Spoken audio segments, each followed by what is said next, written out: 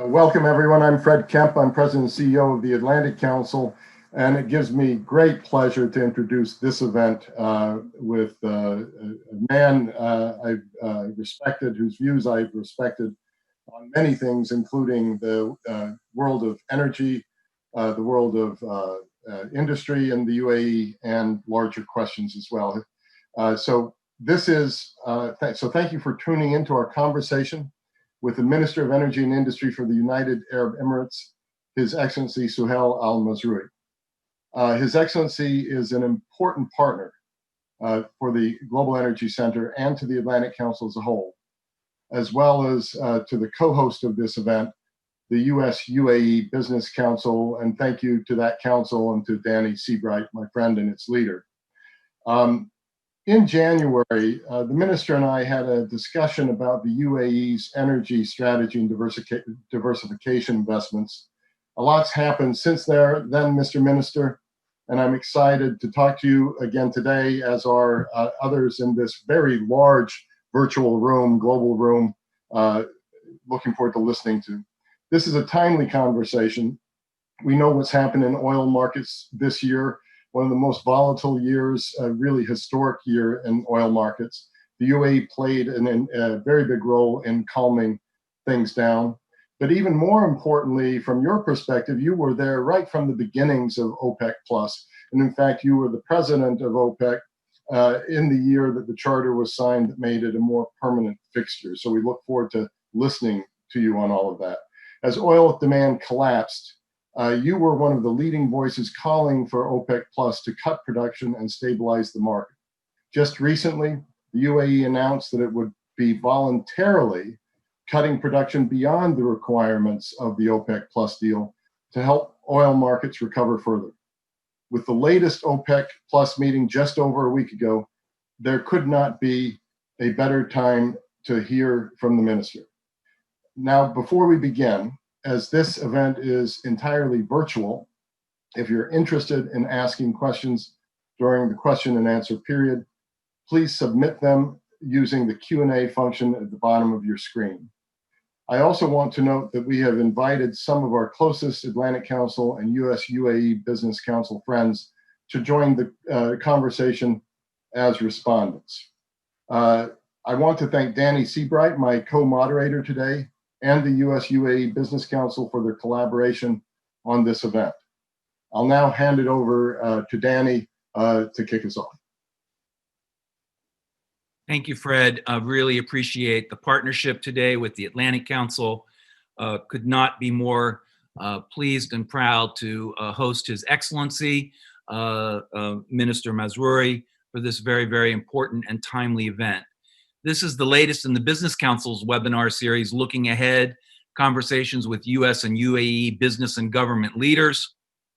And we are absolutely thrilled to be able to highlight latest developments in this vertical and sector. The minister will make a number of remarks, but he's going to say a few words about COVID-19 and the response that the UAE has. I think the latest ranking has the UAE in the top 10 as countries that have responded the most positively to COVID-19. We are so happy, Mr. Minister, that you and your country have been able to respond in such a positive and wonderful way for the safety and security of not only your citizens, but all of those who live and work in the UAE today. With that, if I could just introduce the other panelists that will be with us today, and then we'll turn it over. I'll turn it back to Fred for his opening remarks and his first question to the minister. If we could ask Ambassador Paula Dobriansky, former Undersecretary of State, Atlantic Council board member, and Vice Chair of the Scowcroft Center for Strategy and Security, to join the webinar. We could ask Halima Croft, Managing Director at the Global Head of Community Strategy at RBC Capital Markets, and also an Atlantic Council board member, to join the webinar. We have two close friends and members of the Business Council and of the Atlantic Council, Sandy Lowe, Group Chairman, Middle East, Occidental Petroleum, and Christian Lenoble, Lead Country Manager for ExxonMobil. If you could all join the webinar, very much. We appreciate having you on today to participate in this very, very timely event. If I could, back over to you, Fred, and take it away, please. Thank you so much for that, Danny. So, Your Excellency, we've been working together now for 5 years. It'll be the 5th annual Atlantic Council Global Energy Forum in Abu Dhabi. We're looking forward to that. The reason I mention this is we've seen a lot of change. We've seen a lot of history. You were there at the beginning of OPEC Plus. Tell us how important the oil production cuts were this year from a historical standpoint, when you actually bring the U.S. into the decision. Give us also a feeling of how durable you think these latest cuts are. How do you hold people to account? And not to overburden this first question, but can you give us some sort of feeling of how you think this might play out throughout the rest of the year? Sure. First of all, good morning to all of you from our colleagues and friends from the US and whoever is joining us from here. It's a great pleasure and to work again with the Atlantic Council virtually and with collaboration with the US UAE Business Council. As you know, the whole world have been facing this pandemic in an unprecedented way. So the oil market got distorted by the lack of travel and the lockdowns of the countries, and we have shifted from growth, which was the norm, that the growth in demand was shifted to a decline, and a very rapid decline. That decline reached almost 10% of the during the first month or so of the pandemic. So at the beginning of the deal, or before the deal, there was no deal. And I think what happened during the OPEC and non-OPEC had led us to a very critical moment where all of the countries rethought about this group, and I think it brought us back stronger. So if it wasn't that we didn't agree, maybe we will not cut the largest ever in the history of the oil industry cut that any country have seen. Countries who are the participating countries have cut up to 23% of their production. And as you know, it wasn't easy. We have seen as well a sharp fall on the prices, which hurt every economy on earth, especially those who are relying on hydrocarbon. Fortunately for us in the United Arab Emirates, dealing with the pandemic was quite a challenge for us, but we learned quickly from some of those nations that we have an excellent relationship with, and who have got the first wave. And we responded with a plan which was followed thoroughly by the people in the UAE. We have committed, while we are dealing with the problem, to help others as well. So if you don't mind, I'll spend a minute talking about what we did at the beginning. We decided that we will pay lots of care to everyone who is here, and we will not distinguish between our nationals or whoever is living in the UAE. So the leadership took that call, and we managed today to test more than any country in the world with a population of more than 1 million. I think we reached 2.6 million for a population that is less than 10 million people. So that's almost testing 26% of the population. And I don't think anyone has done that. At the same time, our leadership did not spare an effort in helping other nations. We helped around 64 countries around the world who were in need and who got shocked by this pandemic. And we we stepped to the challenge and we helped those friendly nations and friends who were in great need. And it's a time where a friend will step in for a help if they can. So we are proud of what we have done so far, and I think we are in a good trajectory to deal with this pandemic in a very professional way. When it comes to the deal itself, Fred, it was very important for us to size the cut to the requirement, because we didn't do a mediocre job in just cutting something that will not do the job. That's why we targeted a 10 million barrel, which was, as I said, the forecast for the demand destruction was in that range when we met. And we said we need also other nations to help, especially from the US to Canada to other ministers. The role that the Kingdom of Saudi Arabia, which have been a leading partner in the OPEC Plus together with Russia, was detrimental in making this deal a reality. They were the first to come together and agree to cut this 23%. And after that, we got together and we've been working together with Saudi Arabia in the shade, trying to call every minister and trying to convince everyone that we need to have the sacrifice to save this industry. We're not talking about a price that is good for us. We're talking about about saving families, saving jobs, especially in the US. And the US, as you know, has a relatively more expensive producers than many nations here in the Middle East would feel the heat first. And distorting that industry, which took lots of efforts and lots of capital as well, was not something that I think the world we can live with without the shale oil production. It's needed production, and we needed to do something.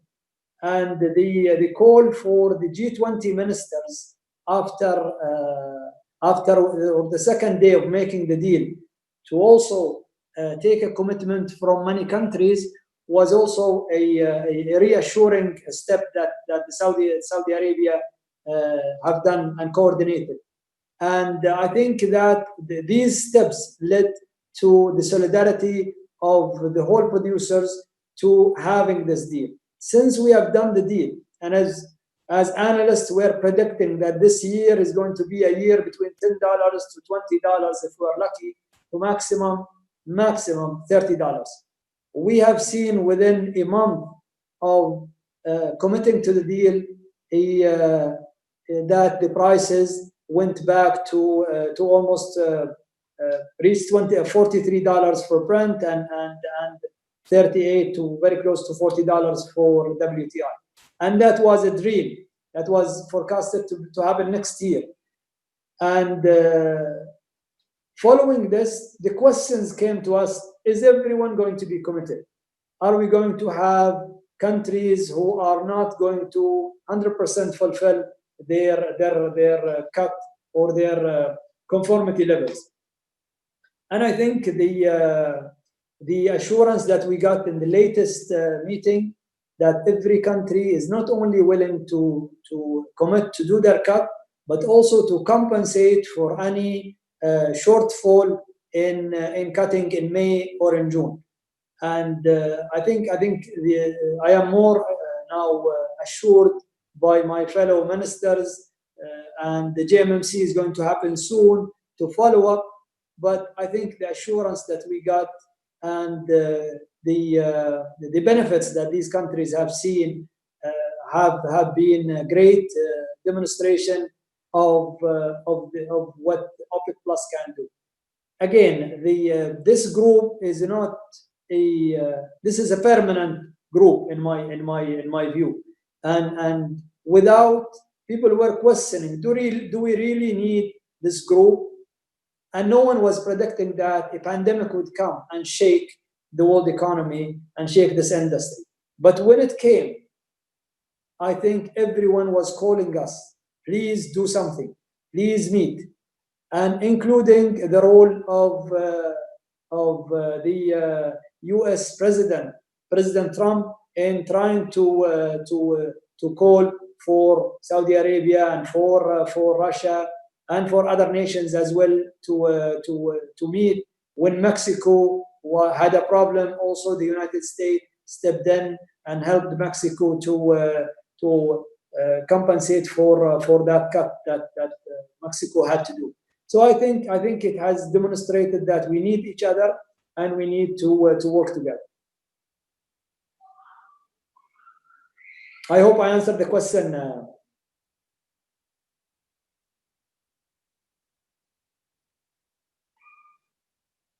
Mr. Minister, thank you. Yes, you have answered the question very well. Let me pivot, if I may, to the question of what comes next. This is critical to all of the companies and businesses in the U.S. that are your partners and work closely with you.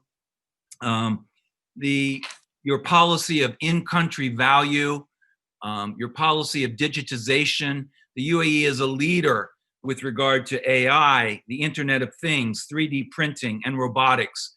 Can you spend a few minutes talking, please, telling the audience how the UAE will partner with U.S. companies, U.S. partners going forward to create more value, to create more capability, and to create the cutting edge that will transform this industry and this vertical in the future? Thank you. Oh, thank you very much. I think for every nation, after the pandemic, the world will be slightly different, and for some countries going to be significantly different. What we learned during this pandemic, that you need certain industries to be closer to you, especially the healthcare industry. Food security is something that we are working on, and we drill down in these special in need industries, and I will be talking about them after I answer your question regarding the ICV. The ICV, or the in-country value, is a measure of how the partnership is working. So whenever you have a manufacturing facility, or you have an investor in the country, you want to test how much value they add to your economy through the investments they put, through the local purchase that they are doing, the national employment that they deploy to the economy. And we are also trying to help bringing more industrial sectors, especially from the US, to the United Arab Emirates. And what more can help them than when you know that if you produce something in UAE, there is a commitment from everyone in their purchase to buy up to 40% from the local market, and you become a local supplier. So this is something that started by ADNOC, and now we are trying to upscale it to the nationwide. There was some queries among the companies when we first implemented on the standard. Is it applicable to the other sectors in Abu Dhabi, or the ADNOC?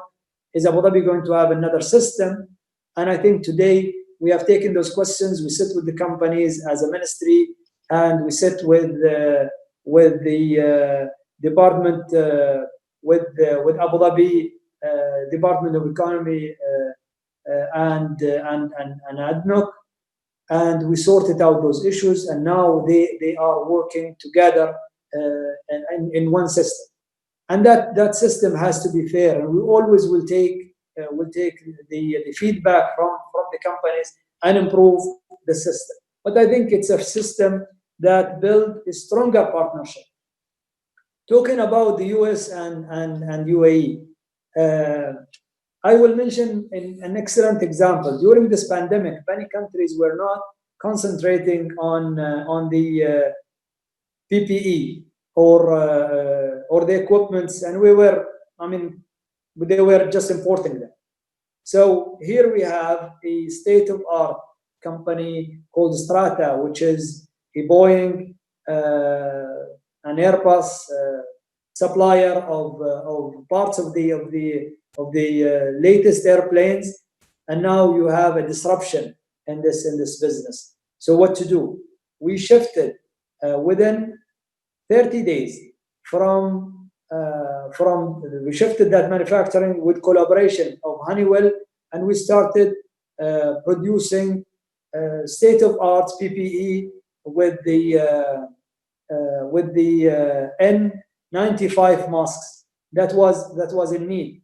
And in no time, that facility that we had in Al Ain have managed to cater for up to 30 million masks per year.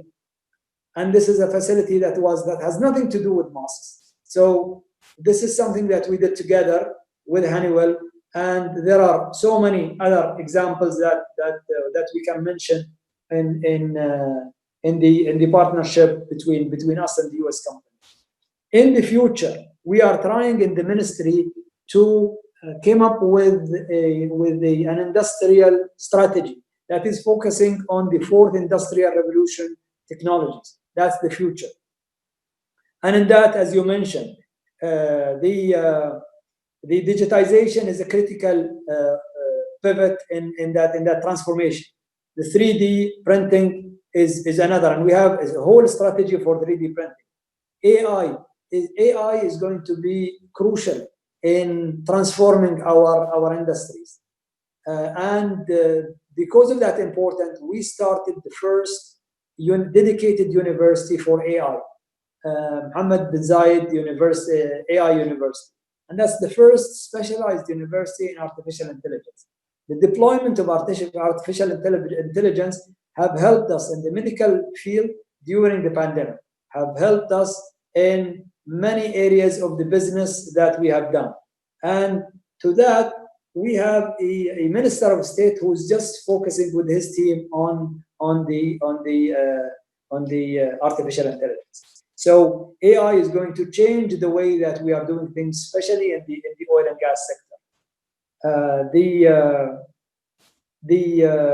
So the ICV, my prediction that the ICV is going to be crucial, not only in the oil and gas sector, but it's going to be crucial in the future.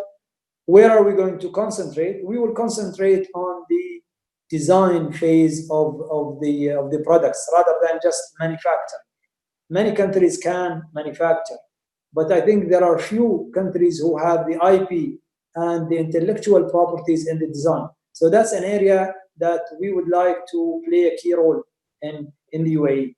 And also, we would like to use our infrastructure in catering for the industrial services, especially the digital services that the industries will need in the future. Those are, I think, the areas of focus for our friends in the US, and Silicon Valley and many of the institutions in the US can play a key role in that transformation that we are aspiring for. Thank you, Mr. Minister. That offers a very, very clear roadmap for the future for how American companies can partner not only in the oil and gas sector, but broadly in the UAE, and we very much appreciate that. I'd now like to ask a close friend and colleague for many years, close advisor to me, Sandy Lowe from Occidental Petroleum, to ask a question of you. And I know that Occidental is one of your closest partners in the UAE, and we appreciate that very much. Thank you. Sandy. Yes, Your Excellency, how do you see continued low oil prices impacting a lower carbon future? Very good question, Sandy. I think first of all, we need to be very careful in predicting what is going to be the oil price. Now, we have two challenges, as you know. One challenge is the inventories level that we need to reduce to something closer to the 5 years average. We can only do that with a good pace if we try to control the production and adjust. And this is something that we are trying to do, as I mentioned in the deal. I think while the low oil prices and the low gas prices as well. When we talk about oil, we forgot that the gas is now $1.7, $1.8, which is also significantly lower than probably even the cost of production of some of those LNG that are produced in certain parts of the world. So this environment of low oil and gas prices, I don't think it's sustainable to be long with us.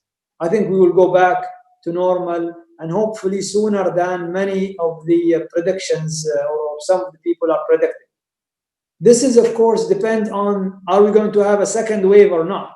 And this is a debate. And I hope not. I hope that we will go back to normal, and we will, of course, change the way that we interact with each other. We have to use some sort of social distance, but I hope that we are not going to limit the travel, and we will go back to at least the consumption level that is reasonable. Now we are at a consumption level of back to 2013, believe it or not, after a yearly growth. So a low carbon UAE is targeting to become a low carbon economy and a low carbon energy country. And our plans did not change. This is something that happened because of the pandemic. We think things will go back to normal, either if they take a year or two. Countries, Sandy, they need to have a rather longer term policy when it comes to their transformation. The solar also is significantly, I mean, the latest solar projects are below 2 cents per kilowatt hour. So that is also encouraging. But when the gas is $2, below $2, that is, I think, something that could lead to the transformation from coal, for example, to gas. And that is good news for the transformation for lower carbon footprint. So hopefully the guys will be encouraging countries to shift to gas who are on coal, and those who are on gas, they will be also introducing renewable energy and trying to have that balanced mix between their different forms of energy. But that's something I mean, it depends on your forecast. If your forecast that you are going to stay in the low oil prices environment and gas prices environment for long, then I think that is going to definitely affect the future of many of those countries. Thank you, Mr. Minister, and great question, Sandy. Let me turn to a regular participant in our Global Energy Forum in Abu Dhabi, Ambassador Paula Dobriansky. She's a former Undersecretary of State and a member of our board and vice chair of the Atlantic Council Scowcroft Center. Paula. Thank you so much, Minister, for joining us. And also thank you so much for sharing with us what the UAE has done to deal with the pandemic and the kind of critical assistance that you've given other countries. Thank you for that. My question, I think, builds upon the question that also Sandy gave. What is your long-term strategy for maintaining reasonable prices in hydrocarbons? What if the oil demand starts to decline? How do you deal with that? And how does diversification fit into this picture? An excellent question, Paula, and it's a great pleasure to see you, even from a distance. And we hope to see you in person. I think first of all, UAE have taken a decision in terms of diversification of our economy. So I think diversification of economy, whenever you are hit with a lower oil environment, countries go and form plans and start actioning on them. So I think all of the GCC countries are coming up with a very good targets for that transformation toward a more balanced economy, rather than just focusing on oil. Now, the lower oil environment, why I'm saying it's not going to last for long, even if the demand is softening, because there are producers who cannot sustain, who are there today at the prices of $60, $70. but they cannot be there if the oil prices are staying lower than in the lower than $40 or $40, $50.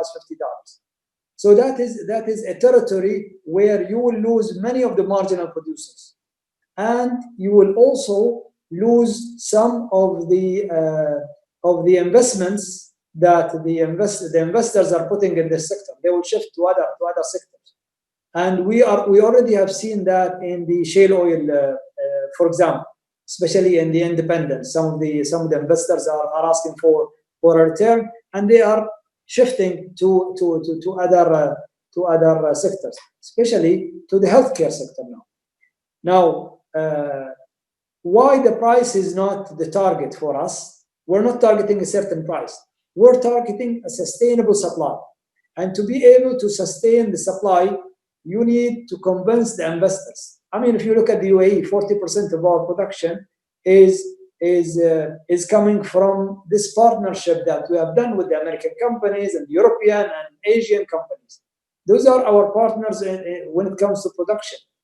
If it doesn't make sense for them to invest, then countries and maybe not necessarily UAE, but other countries could stop the development of those resources for the future. I mean, the pace of growth was almost a 1 million barrel, and certain years more than that as a growth. And suddenly, because of the pandemic, we dropped 10 million or more than 10 million, 15 million maybe in certain months. But all of the forecasts from the experts are saying we will go back gradually to where we were. We will go back not in 3 months or 4 months, probably it will take longer. But with the cut that we have done with the OPEC Plus, we think we can maintain a reasonable level of investments to stay and support that sustainability of the supply.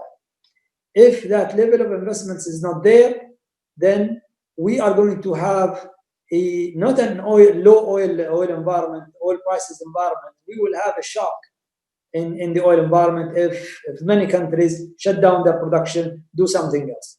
So I think it's something that we need to take with some practical forecast rather than just taking a situation of saying we will start to see that decline much faster. Thank you, Mr. Minister, and thank you, Paula, for that excellent question. I'd like to introduce Christian Lenoble now from ExxonMobil. ExxonMobil is a key partner for the UAE in the Upper Zakum field going forward. And Christian, over to you for what you would like to ask the minister. Oh, Your Excellency, it's always a pleasure to listen to your insights. You have such a global view of the energy industry. In your opening remark, you mentioned the steep destruction in oil demand, the impact on the investments, and also some of the panelists mentioned that it could impact the energy mix. With this transformation, including the digital transformation, how critical do you see the partnership with the US company in terms of the human capital, which is going to be necessary to support the required transformation of the energy industry? I think this is a critical area of cooperation. I mean, the future is going to change. Now, if you look at education, for example, education have transformed from going to schools to building, or those who have the benefit of having an infrastructure like us here in the UAE, managed to use this platform and use it effectively. Now, the human capital in this sphere of development is going to be with different skills. We need more of the likes of Zoom and other communication that will make us communicate better while we are, at home. So even the notion, people are saying the notion of having a job may change. You may have a part-time job while you are at home and having 2 or 3 jobs. The efficiency in, I don't know about you guys, but the efficiency that we have seen when going with 80% and 90% and even 100% working from home has been, in my view, better in certain areas of the business, not in every aspect of the business, but in certain areas. So training and development of the human capital in these areas is going to be an area for improvements. We spoke about some of the technologies of the future that we need developers, and we need to retrain some of those human capital who are going to lose jobs to do or work in some of those jobs. And education become much easier now than it is when you guys have been or ourselves have been in universities. Now people attend sessions and graduate from universities while they are working or doing other things. They don't have to travel. They don't have to attend classes in person. Medium of communication have improved significantly, the speed of internet. So many things are changing. And I think for the oil and gas companies, they need to think globally now. They need to think as an energy players rather than just a producer. One question is the use of hydrocarbon, for example, and plastic, and all of the things that we were thinking of that we will get rid of, or we will use less of. Now, with this pandemic, the use of plastic have increased significantly. So this is something that no one was seeing. Driving, for example, people are driving more in certain parts of the world today because they don't want to go to the public transportation. No one was predicting this. So this pandemic, I think, have changed the way that we are looking at things. Things that was not critically important becomes very important and crucial, like the PPE, and no one was paying attention to produce it. And I think that we are just at the beginning of understanding how is the future going to be. So we need to have more talk, and we need definitely the human capital is going to be the power of this transformation. Thank you, Mr. Minister. We have so many good questions. I hope we can get to as many of them as possible in this hour. I want to turn to another. It's almost as if we're back in Abu Dhabi at the forum. I want to talk to turn to another regular speaker of the forum, Halima Croft, Managing Director and Global Head of Commodity Strategy at RBC Capital Markets and an Atlantic Council board member. Thank you so much, Your Excellency, and thank you, Atlantic Council, for hosting yet again another great event at the Energy Center. Your Excellency, I want to ask you about investment in your oil spare capacity. UAE's production rose above 4 million barrels in April. How are you thinking about investing in spare capacity, and when do you actually think you may need to use that spare capacity? Thank you. Thank you, Halima. It's good to see you as well. Halima, we have tested, I think, our capacity back in April when the production when there was no deal, and we reached, I think, a new milestone, which was 4.2 million barrels per day. And as you know, our capacity is something that we will only use when outside the deal or when needed.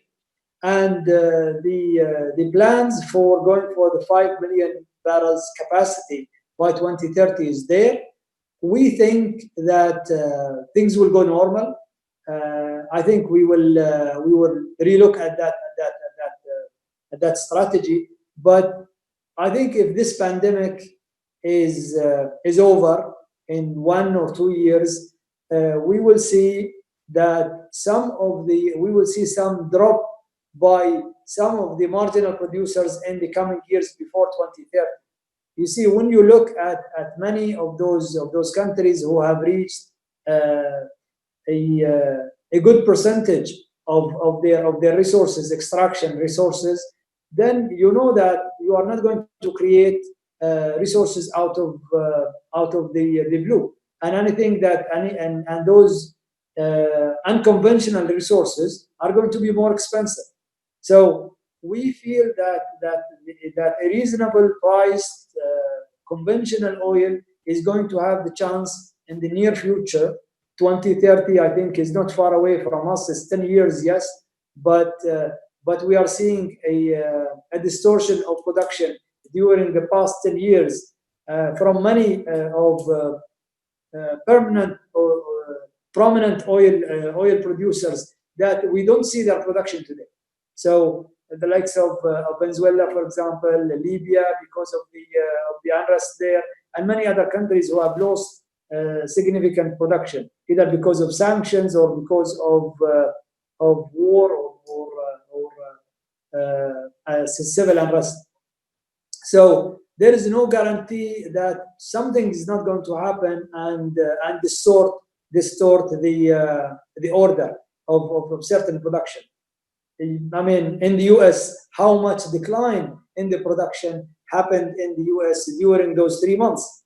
I mean, who can, if this is not a switch, an on and off switch.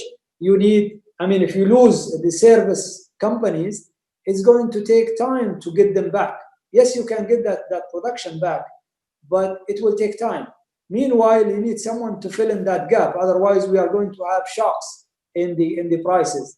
And the last thing we want is to have shocks for the economies.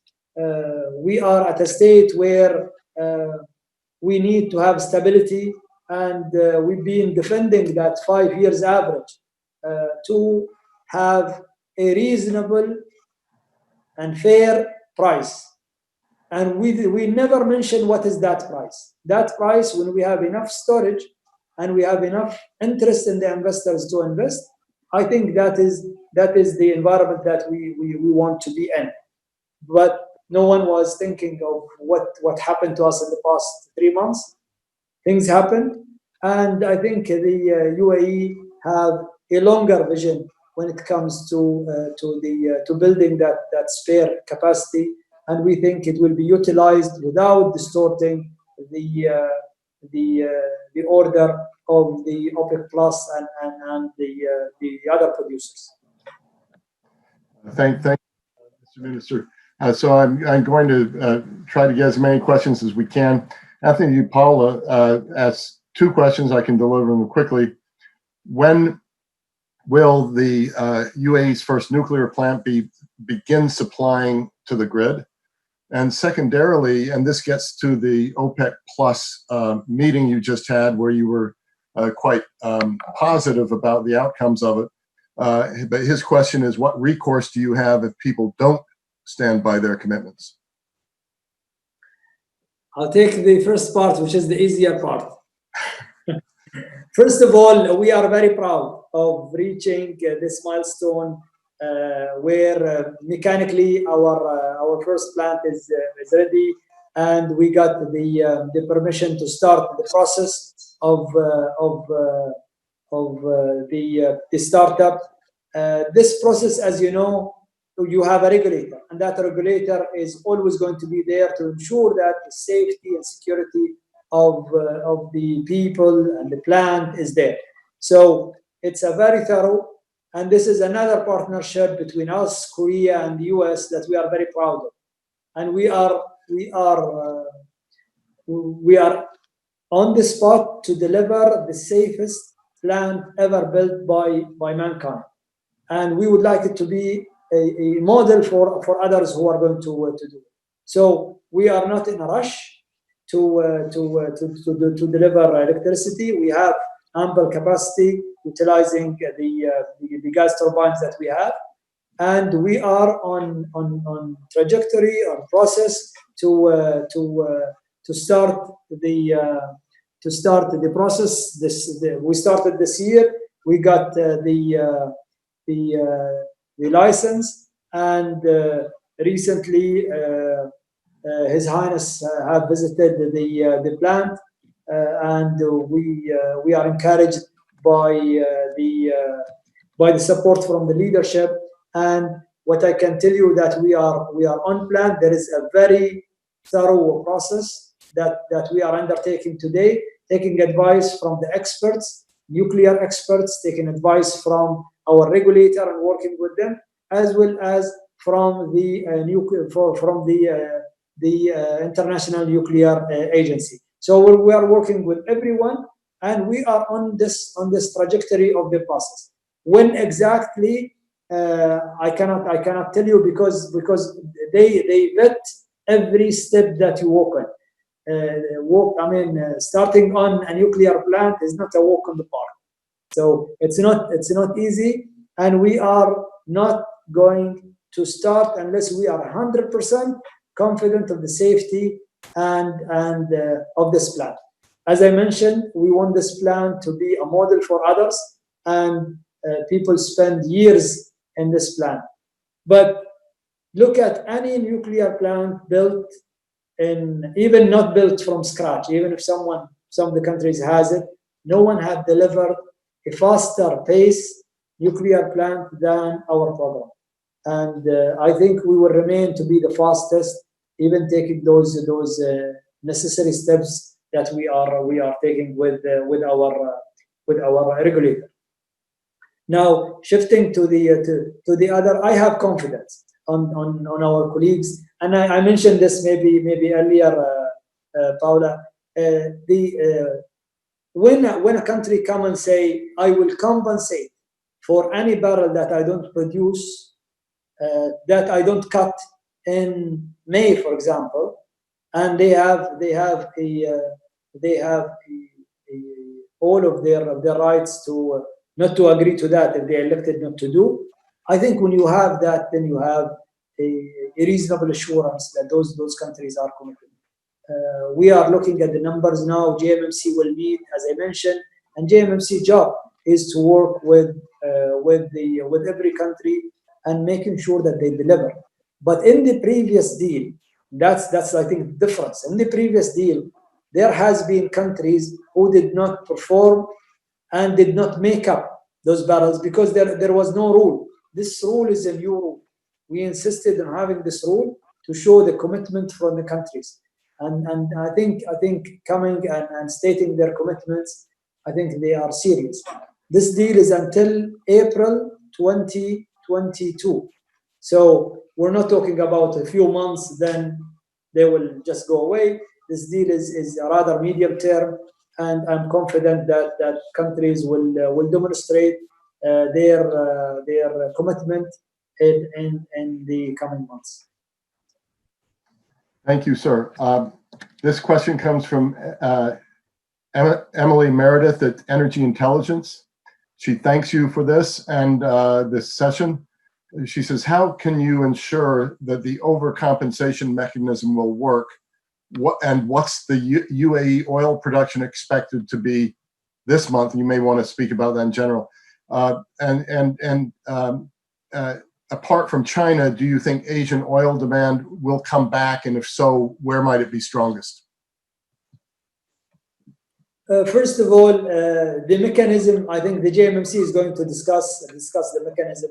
The deal itself has the mechanism. I mean, when every country said, we gave them 3 months. So we said in May and June, if you don't conform, the conformity level is not 100% in May and June, then a country can compensate in July, August, and maximum in September. And that gives you, I mean, if you look at it, let's say the conformity levels is 85% or 90%. If you take a 20% or 15% of the 10 million or 9.7 million, and then take it to the next month, that's like an extension of or an extra cut that you are seeing in that specific month. So I think the mechanism is there. The number of months are there. I think JMMC and His Royal Highness Prince Abdulaziz is a very capable chair, together with His Excellency Alexander Novak. I think they will work out with those countries, and they will ensure that everyone is delivering on their commitment. And as I told you, I have confidence on the commitments of those countries. Coming to the second question, which is Remind me what was the second question, if you may. The second question was Asian demand, aside from Yes. China, you see it picking up, and also Yes. in general the U.S. oil production level, UAE oil production level. Yes, UAE in June. I mean, the question was about this month, and in June we have committed to cut an extra 100,000 barrels than the cut. So we are expected to perform the cut that we've been allocated, plus the 100,000 that has been voluntarily committed by UAE. So that is the level of UAE, or the level of the cut of UAE. It's supposed to produce 2,464,000 barrels. So back to the demand. Demand, we have seen very good signs of demand pickup. We have seen that the travel inside the countries, be it China, be it India, have started to come. We have seen as well numbers of the driving vehicles and the demand on the products picking up, which means people are driving more, not using much of using the public transportation, but there are some sector of the population are prefer to drive. So that we have seen. We have seen it even picking up in Europe. So those are the good signs. Now, what level are we going to go to? It depends on which estimates are you going to believe. There are pessimistic. There is the people who are more optimistic. But I think looking at different scenarios, we feel unless we have another wave of the COVID-19, a second wave, I think we will see the demand recovery at a pace that is adequate to the cut that we have done as an OPEC+, provided that also the other producers, they don't rush quickly and overproduce. And so there need to be a discipline among the other producers as well, if we are serious about coming back to the supply and demand balance. Thank you. So we only have 5 or 6 minutes left to us, but let me throw 3 questions at you, and you can pick which of these you would like to take on. You think it's worth taking on. One of them is from Javier Font, and he's asking about your views toward green hydrogen and its contribution to the energy transition.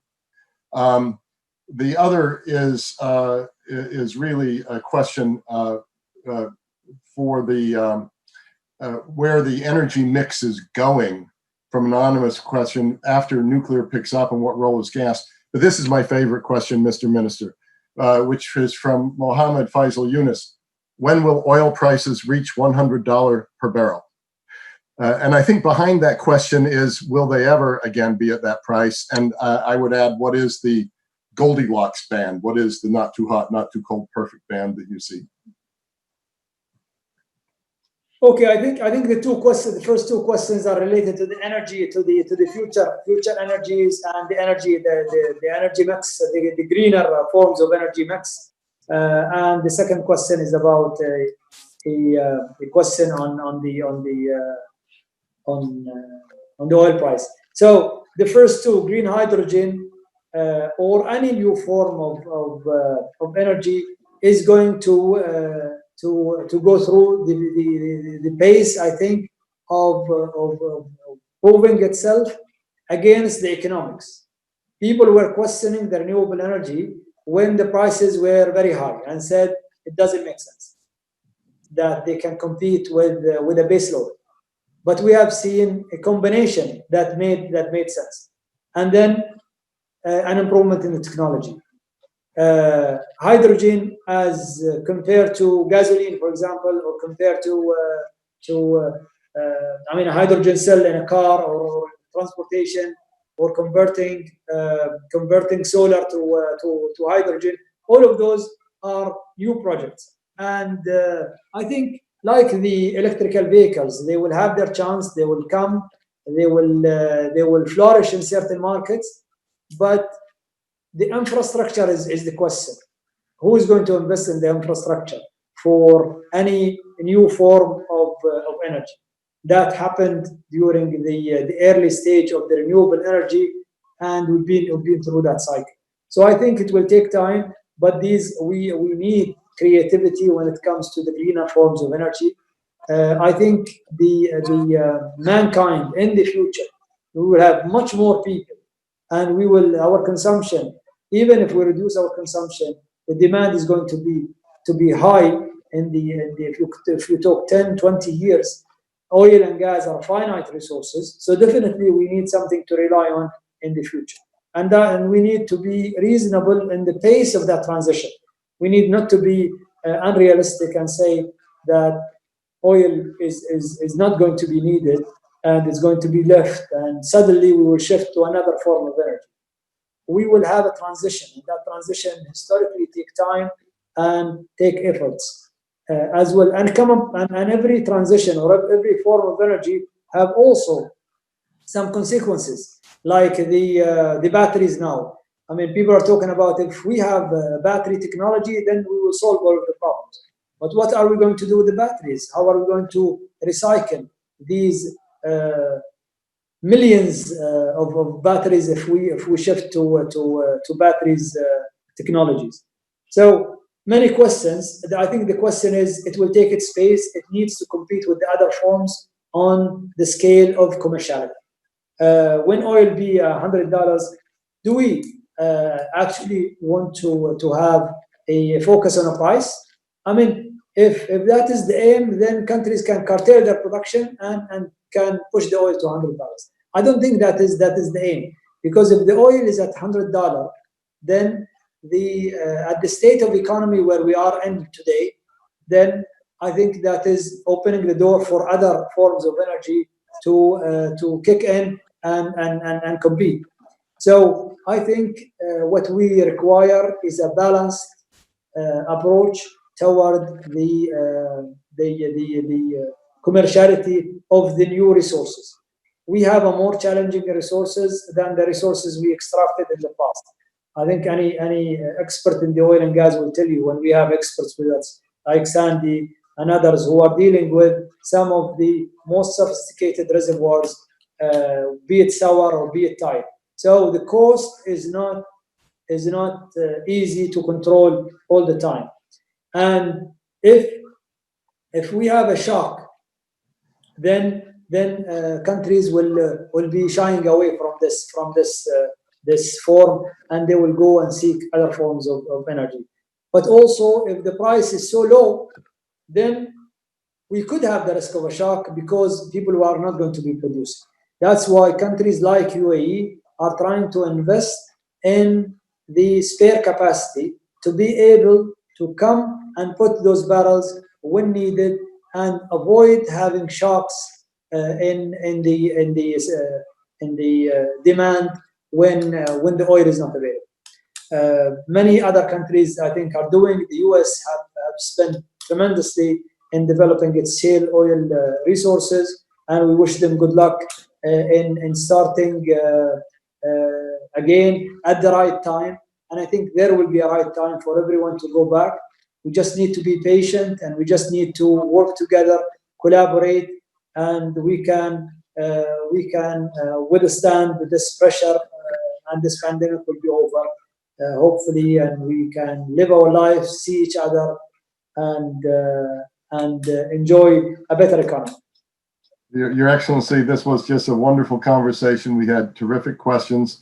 We often say at the Atlantic Council that we don't believe in the word social distance. It's geographic distance, but we can come socially closer together this way. I want to thank Randy Bell and his Global Energy Center team. They just really are the best in the business. And speaking of the best in the business, I want to pass back to Danny Seabright to bring us home.